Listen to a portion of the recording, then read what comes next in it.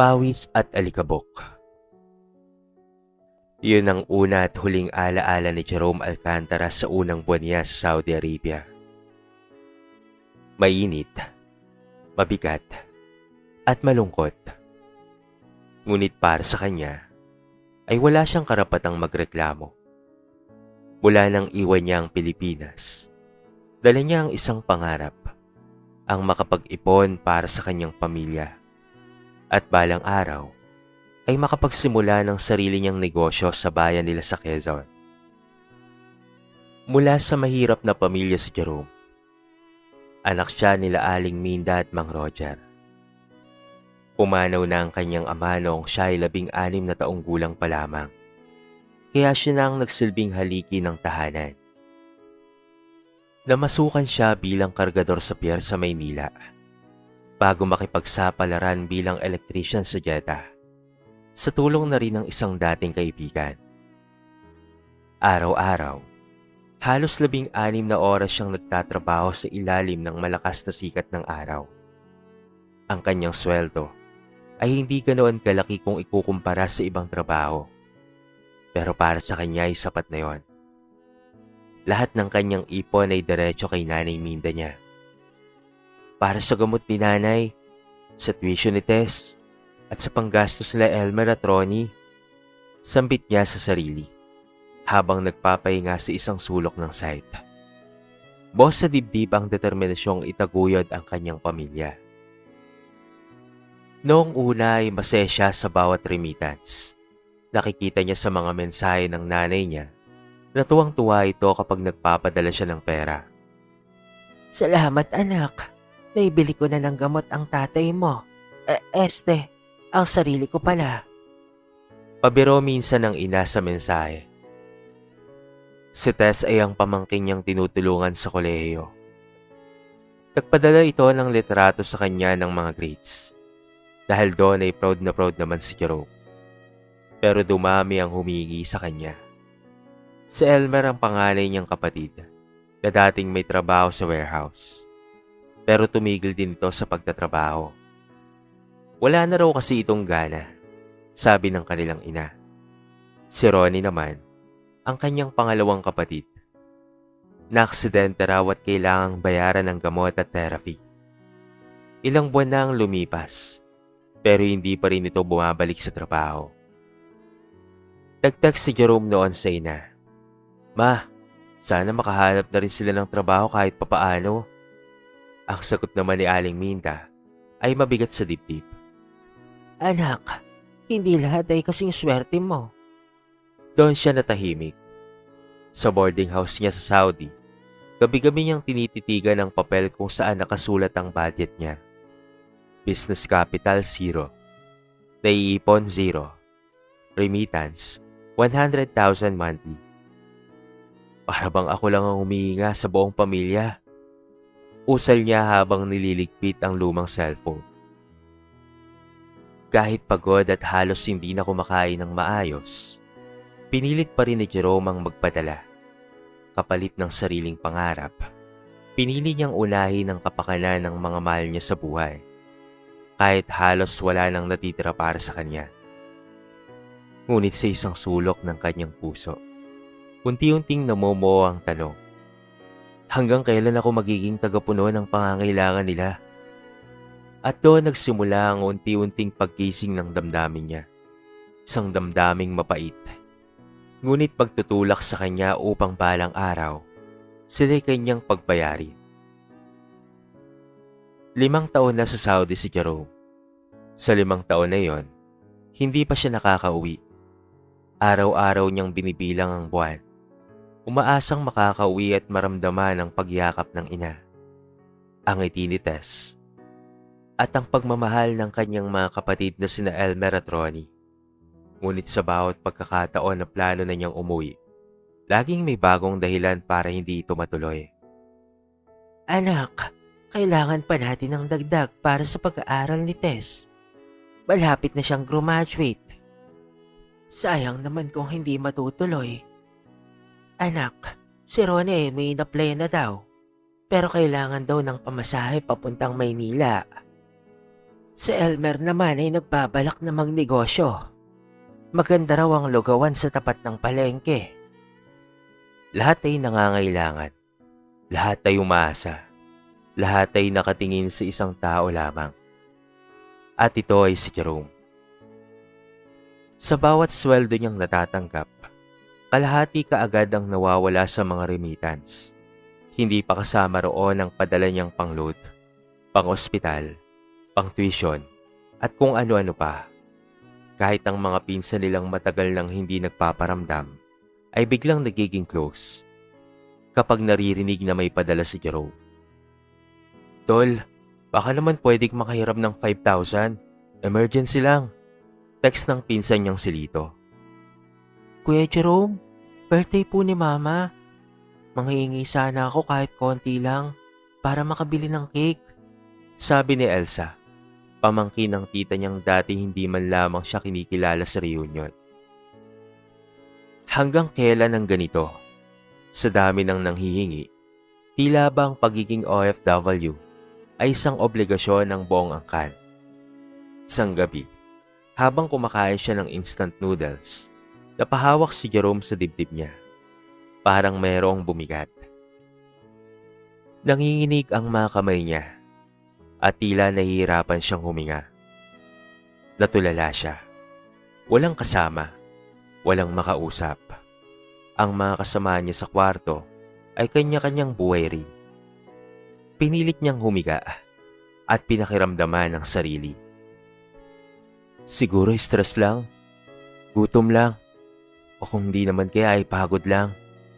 Paulit-ulit niyang binubulong sa sarili. Kinabukasan, ay nagpa-check up siya sa klinik ng kumpanya. Ang sabi ng doktor, mataas ang kolesterol at blood pressure niya. Kailangan ng pahinga. Kailangan ng tamang kain. Pero saan siya kukuha ng oras at pati na rin pera kung puro padala ang ginagawa niya? Doon nagsimulang magtanim ng hinanakit si Jerome. Napagtanto niyang habang siya ay lumuluha sa disyerto, ang mga kamag-anak niya sa Pilipinas ay namumuhay na parang wala silang iniintinding responsibilidad. Isang beses, sinubukan niyang tumawag sa ina. Ma, kamusta? Bahala ko na sanang umuwi kahit 2 linggo lang. Gusto ko rin naman kayong makita. Ang sagot sa kabilang linya, Anak, hindi ba mas mabuting ipunin mo na lamang yung gagastusin sa pamasahe? Ipadala mo na lamang dito, anak. Kailangan natin ng pera eh. Napangiti si Jerome. Hindi dahil masaya siya, kung hindi dahil doon niya naramdaman kung gaano siya naging taga-suporta na lamang at hindi na bilang isang anak, hindi rin bilang isang kapatid, at hindi isang tao. Tagapadala, taga-abroad, at taga-puno. At mula sa ngiting iyon, isang matinding kirot ang sumibol sa dibdib niya. Hindi siya uuwi para muling magpakatanga. Uuwi siya balang araw para siya'y maningil. 5 taon na ang lumipas simula ng unang tapak ni Jerome sa disyerto ng Jeddah. Sa 5 taong ngayon, hindi pa rin siya nakakabili ng bahay. Wala siyang sariling sasakyan. Wala rin siyang naipon sa bangko. Lahat ay dumaan lamang sa kanyang palad. Ang mga perang kinikita niya ay agad ring naipapasa sa kamay ng mga umaasa sa kanya. Isang araw, habang nagpapahinga sa barracks, kinausap siya ng kabarkada niyang si Ruelio. Tol, bakit parang ikaw na lamang ang walang naipupundar? Yung iba nating kasabayan, nakabili na ng lupa at meron ng negosyo. Pero ikaw pare, kahit ang cellphone mo ay mukhang luma na. Napangiti si Jerome ng pilit. Kasi ako ang bangko sa barangay namin. Pabiro niyang sagot. Pero sa loob niya, parang may tumusok. Dahil totoo nga. Doon siya nagsimulang magdesisyon. Hindi na siya magpapakatanga. Buwan ng Nobyembre nang mag-file siya ng leave, uuwi siya sa Pilipinas. Uuwi siya pero palihim. Walang pasabi sa ina, sa mga kapatid at sa pamangkin, ni sa mga kaibigan sa baryo. Ayaw niyang may sumalubong sa kanya. Ayaw niyang paghandaan. Ayaw niyang muling gamitin siya. Pagbaba niya sa NAIA, nagrenta kaagad siya ng private van patungong Quezon. Hindi siya dumiretso sa bahay nila. Sa halip ay dumiretso siya sa isang lumang apartment na pag-aari ng matandang kaibigan ni Mang Roger, ang yumaong ama niya. Doon muna siya maninirahan habang inaaral ang kilos ng pamilya. Sa tulong ng kanyang kaibigan sa Jeddah na isang business consultant, nagsimula siyang magbukas ng maliit na negosyo sa ilalim ng ibang pangalan. Si Jerome ay naging Jose Enriquez, ang investor na hindi taga rito, tahimik at may malinis na plano. Pumunta siya sa palengke kung saan balak ni Elmer na magtayo ng lugawan. Doon niya binili ang tapat na pwesto. Sa maliit na food stall na lugawan ni Enriquez, nag-hire siya ng masisipag na empleyado. Sa loob lamang ng 3 buwan, pumatok ang kanyang lugawan.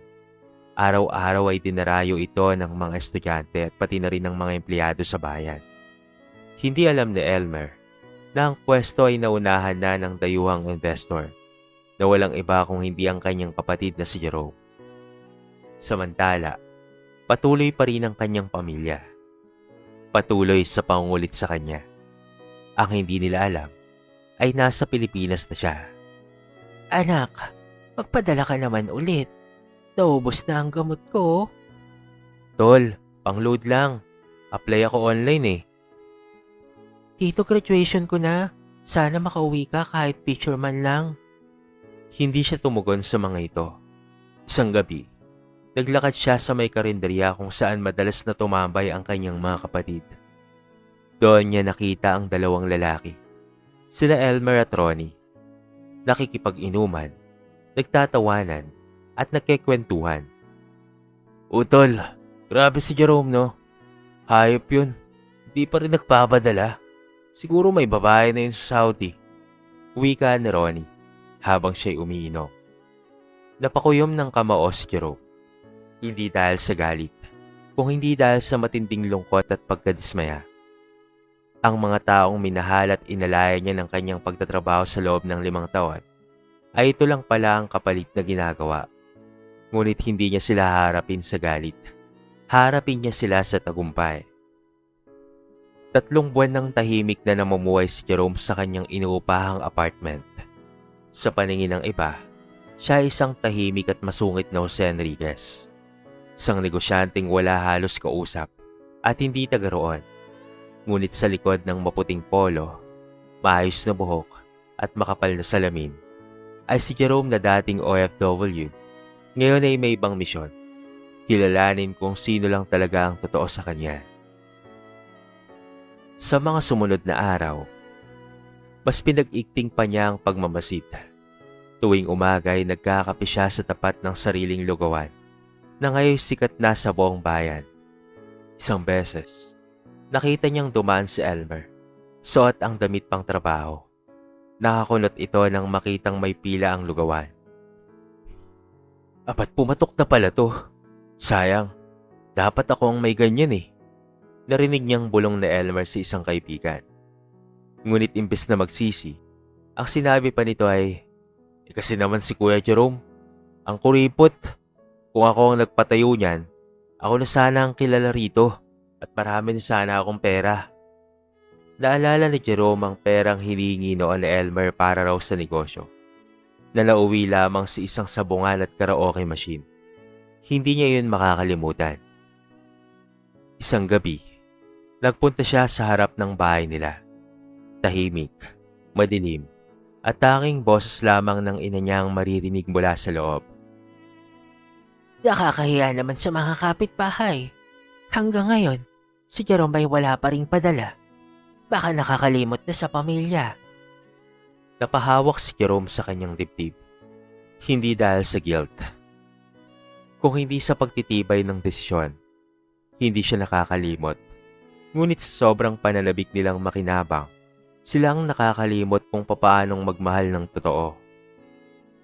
Kinabukasan, nagdesisyon si Jerome na buksan ang pangalawang negosyo, isang mini grocery store sa tapat ng paaralan. Hindi pa rin gamit ang tunay na pangalan. Sa halip, ipinasa niya ang ownership sa dati niyang kasamang OFW na bumalik na rin sa Pilipinas. Isang tahimik ngunit tapat na kaibigan. Habang unti-unting umangat ang kanyang mga negosyo, sinadya niyang magpaskil ng mga anunsyo na naghahanap ng bagong staff. Isa sa mga unang nag-apply ay ang kanyang kapatid na si Ronnie, ang kapatid niyang laging humihingi ng padala. Hindi siya kaagad nakilala. Sa bagong ayos, bagong pangalan, at may matinding pagbabago sa tindig at kilos. Hindi na siya si Jerome na tatanga-tanga. Siya na ngayon si Ginoong Enriquez, ang tahimik ngunit misteryosong may-ari. "Sir, baka po may bakanteng trabaho sa lugawan niyo?" tanong na Ronnie. Meron. Pero dapat masipag at hindi batugan." Malamig niyang sagot. "Opo, sir. Kahit anong trabaho po ay kakayanin ko. Kasi wala na pong padala ang kapatid ko sa abroad eh. Akala namin may iba na siyang pamilya. Iniwan na ata kami." Napakagat labi si Jerome. Gusto niya nang sumigaw. Gusto niyang ilantad ang sarili. Ngunit hindi pa yon ang tamang oras. Gusto niyang makitang magbago sila.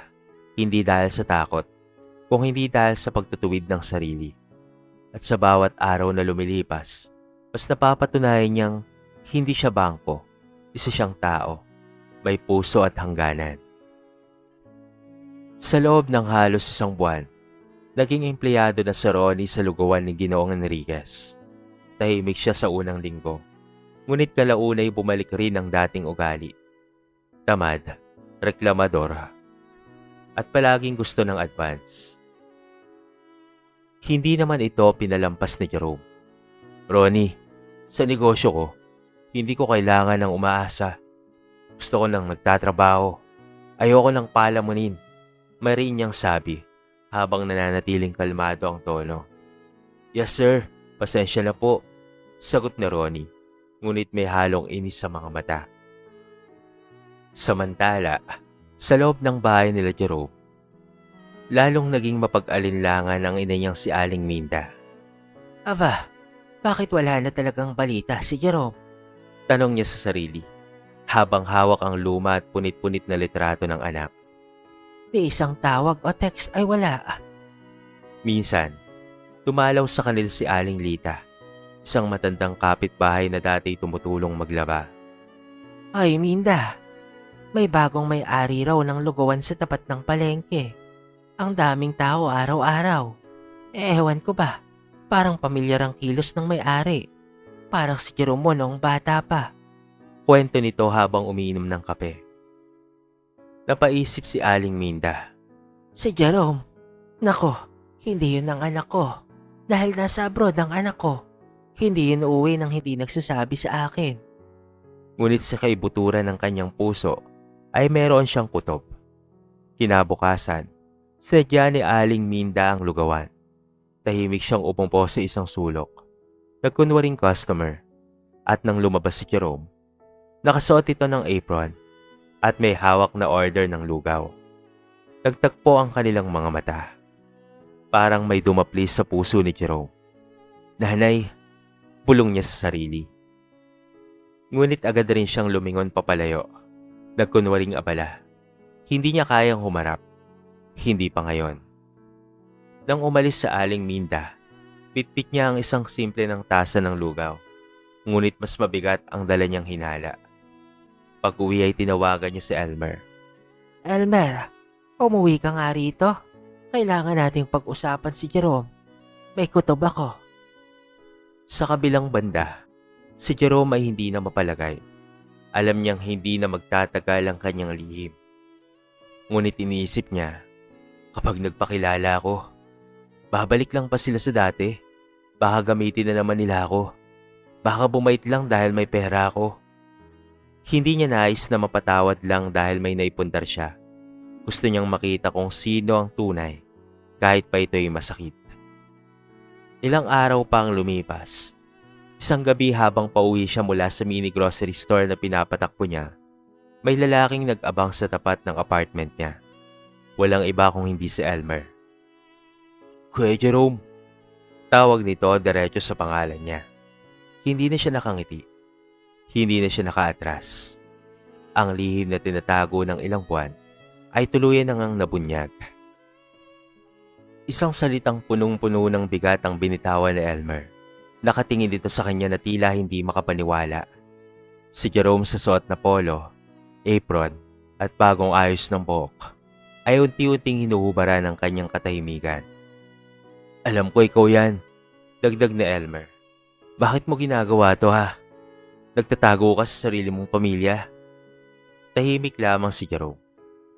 Tinignan niya ang kapatid na naging batugan at pabigat sa kanyang buhay. Sa kanyang mga mata, nakita niya ang isang lalaki na hindi lamang nagtataka, kung hindi galit na galit. Hindi dahil sa panloloko, kung hindi dahil sa katotohanang hindi na sila kailangan ni Jerome.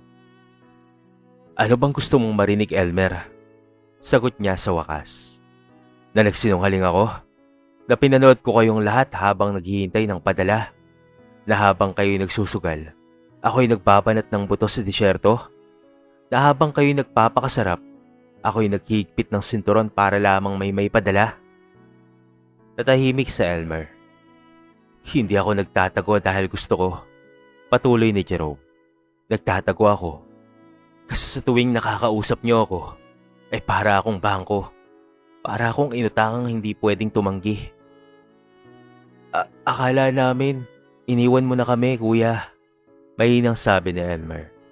Hindi ko kayo iniwan. Mariing sagot ni Jerome. Kayo ang nang iwan sa akin. Hindi niyo ako tinuring na kapamilya. Tinuring niyo akong taga-pondo. ATM. Para bang ang pagmamahal niyo ay hindi tunay. Para bang palaging may presyo. Napasa po sa mukha si Elmer. Hindi namin alam na ganoon pala kabigat, kuya. Alam niyo, Elmer. Alam niyo. Pinikit niyo lamang ang mga mata niyo sa katotohanan. Kinabukasan, pabilis na kumalat ang balita sa buong barangay. Ang misteryosong Ginoong Enriquez ay walang iba kung hindi si Jerome, ang dating tahimik na OFW. At sa bawat eskinita, pulungan ng mga tao, may ibang humanga, ngunit mas marami ang nagulat, lalo na ang kanyang sariling pamilya.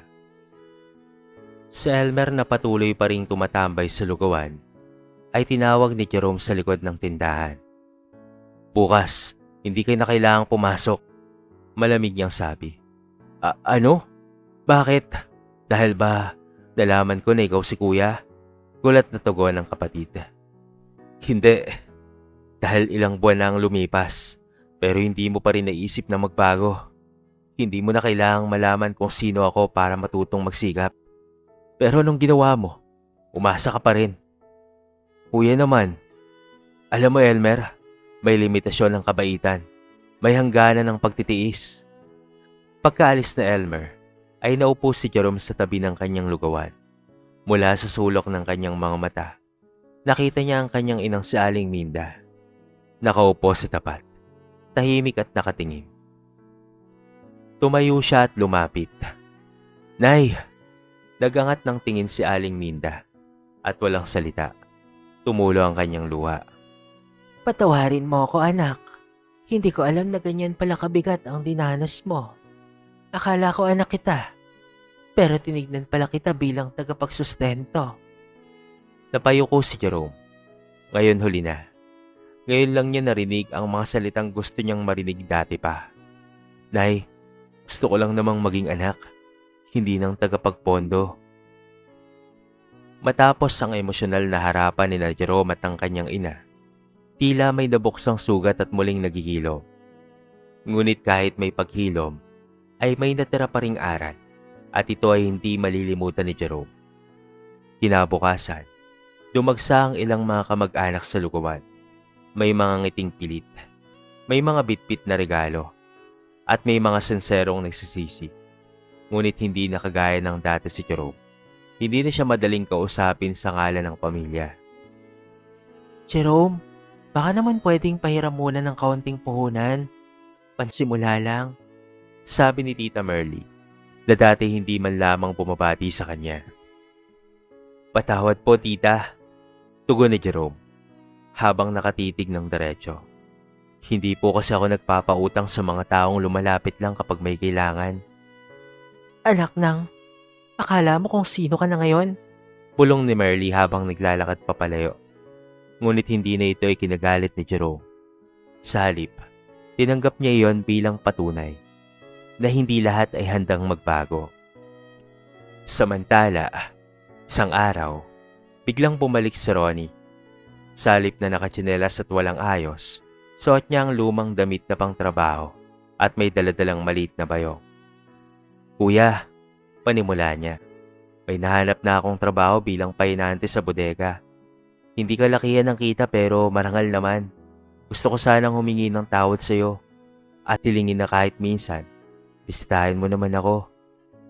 Tinignan siya ni Jerome at sa unang pagkakataon, nakita niya sa kapatid ang isang lalaking hindi na umaasa kung hindi nagsisikap na. "Hindi ko kailangan ng perfect na kapatid, Ronnie. Ang gusto ko lang na kapatid ay marunong lumaban para sa sarili." Sagot niya, saka siya niyakap ng maigpit ni Ronnie. Dahil dito, nagsimulang mag-iba ang takbo ng kwento. Si Ronnie ay tuloy-tuloy na nagtrabaho hanggang sa ma-promote sa pagiging assistant ng tagapangasiwa. Si Elmer ay humihingi pa rin ng tawad at nagboluntaryong tumulong sa pamamahala ng delivery sa lugawan bilang kabayaran sa kanyang mga pagkukulang. At si Aling Minda naman, unti-unting binawi ang pagiging ina hindi sa salita, kung hindi pati na rin sa gawa. Pinagluluto niya si Jerome ng paborito nitong ulam tuwing gabi at sinisiguradong may mainit na kape tuwing umaga. Minsan, may lalapit pa rin kamag-anak para humingi ng pera. Ngunit ngayon, nakatayo na si Jerome na may paninindigan. Hindi na siya padalos-dalos. Hindi na siya nagpapadala sa guilt trip. Alam na niya ang pagkakaiba ng pamilya sa umaabuso. Sa isang maliwalas na hapon, habang nakaupo siya sa harap ng kanyang lugawan, may lumapit na matandang lalaking mukhang galing probinsya. "Boss, naghahanap po ako ng trabaho. Kahit tagahugas lang ng pinggan." Tinignan siya ni Jerome. Marumi ang damit nito. Sunog sa araw ang balat at nanginginig ang kamay. "Pumasok ka," sagot ni Jerome. "Dito basta marunong kang magsikap, ay may lugar ka." Hindi lahat ng tao ay kayang magbago, pero para kay Jerome, sapat na ang mga natutunan niya sa sakit na naranasan niya. At ito ang naging pundasyon ng bago niyang mundo. Isang mundo ng hustisya, respeto, at paninindigan. Nagtrabaho na nga sa kanya ang matandang lalaki. Tinanggap niya ito kahit uugod-ugod na. Lumipas ang isang taon mula nang magbago ang takbo ng buhay ni Jerome. Ang dating tahimik, pagod at palaging nagtatago sa anino ng pagiging OFW ay isa ng kilalang negosyante sa kanilang barangay. Hindi dahil sa yaman, kung hindi dahil sa paninindigang hindi na siya magpapagamit muli. Ang lugawan ni Jerome ay lumawak hindi lamang sa pisikal na espasyo, kung hindi pati na rin sa layunin. Nagpatayo siya ng maliit na livelihood center sa likod ng lugawan, kung saan tinuturuan ng mga dating tambay at umaasa sa padala kung papaanong magtinda, mag-budget at pati na rin magsikap. Doon nagtuturo si Ronnie. Ngayon ay ganap ng supervisor ng isa sa mga delivery operation ni Jerome. Ang padala ay tulong, hindi responsibilidad habang buhay. Laging paalala ni Jerome sa bawat seminar. Kapag may nagtatrabaho abroad, hindi ibig sabihin na obligasyon nilang buhayin ng lahat ng kamag-anak. Dumarami ang sumasali sa kanyang programa. Mga dating batugan na ngayon natuto ng kumayod. Minsan, ay napapadaan si Elmer para magbigay ng libreng manpower sa mga bagong trainees. Si Aling Minda naman, tuwing Sabado, ay nagluluto para sa mga attendees bilang suporta sa anak. Pero hindi lahat ay natuwa sa pagbabago. May ilang mga kamag-anak pa rin nagtangkang mangbastos. Isang araw, dumating si Tita Merly na may kasamang abogado. Idedemanda si Jerome dahil sa moral obligation daw nitong sustentuhan ng matagal nang nangangailangan na kaanak. Lumaki na ang negosyo mo, Jerome. Hindi mo pwedeng kalimutang may pamilya kang dapat alalayan. Sigaw ng Tita Merly niya sa harap ng mga tao. Ngunit humarap si Jerome sa lahat. Tahimik ngunit matatag. Ang tunay na pamilya ay hindi mo kailangang paalalahan ng tulungan sila. Sagot niya. Dahil sila mismo ang iiwas na abusuhin ka. Ang pamilyang marunong mahiya, marunong maghintay, at higit sa lahat ay marunong ring magsumikap. Tumahimik ang paligid. Ang abogado ni Tita Merly niya ay nagsabing walang basihan ng kaso at umalis na lamang ito, habang si Tita Merly ay hindi na muling bumalik. Sa harap ng lahat, si Jerome ay tumayo, hindi na bilang simpleng OFW, kung hindi bilang halimbawa ng isang taong ginamit ang sakit para baguhin ang mundo sa paligid niya. At sa uli, habang nakaupo siya sa tapat ng lugawan isang gabi, may lumapit na batang lalaki. Sir Jerome, pwede po ba akong maghugas ng pinggan? Gusto ko lang pong matutong kumita sa sarili ko pong pera. Ngumiti si Jerome. Bata, yan ang pinaka-importanting bagay na pwede mong matutunan. Kaya halika, ipapakilala kita kay Kuya Ronnie mo. Ang kwento ni Jerome ay hindi lang patungkol sa paghiganti, kung hindi patungkol sa pagtuturo, paninindigan, at pagbangon. Hindi na siya bangko sa paningin ng iba. Isa na siyang haligi ng pagbabago. 2 taon na nga ang lumipas. Maayos at masagana na ang negosyo ni Jerome. Ang mga dati niyang mga kamag-anak na humihingi palagi sa kanya ng tulong ay natuto ng dumeskarte at kumayod sa buhay. Ang kanyang mga kapatid at kanyang ina ay naging katuwang na niya sa kanyang negosyo. Mahal na mahal niya ang kanyang pamilya. Kaya naman nagawa lang niya ang bagay na yon para naman matuto ang mga itong tumayo sa sarili nilang mga paa. Ngayon ay masaya silang pamilya na nagtutulungan at nagmamahalan. Walang paghiganti, walang samaan ng loob. Kinalimutan na niya ang lahat ng pagkukulang ng mga ito noon. Sapagkat ngayon ay nalaman na nila kung paanong maging responsable sa buhay. Sa kwentong ito ay marami tayong mapupulot na aral. Lalo na sa mga kababayan natin na nagtatrabaho abroad para sa kani-kanilang mga pamilya. Palaging tandaan na dapat ay magtira sa sarili. Hindi lahat ay bigay. Hindi lahat ay dapat papalabas. Sapagkat hindi habang buhay kang nasa ibang bansa para magtrabaho. Hindi habang buhay ay meron tayong lakas. Dito na po nagtatapos ang ating kwento sa araw na ito. Sana po ay nagustuhan nyo. Kayo mga kabarangay, anong masasabi nyo sa ating kwento? I-comment nyo naman sa baba ang inyong mga reaksyon at babasahin natin ang lahat ng yan. I-comment nyo na rin kung taga saan kayo para naman malaman ko kung hanggang saan nakaabot ang video na ito. At kung bago ka pa lamang sa ating channel, baka naman pwedeng pakihit ang subscribe button at bell notification button para naman updated ka sa mga bago nating upload na katulad nito. So paano mga kabarangay?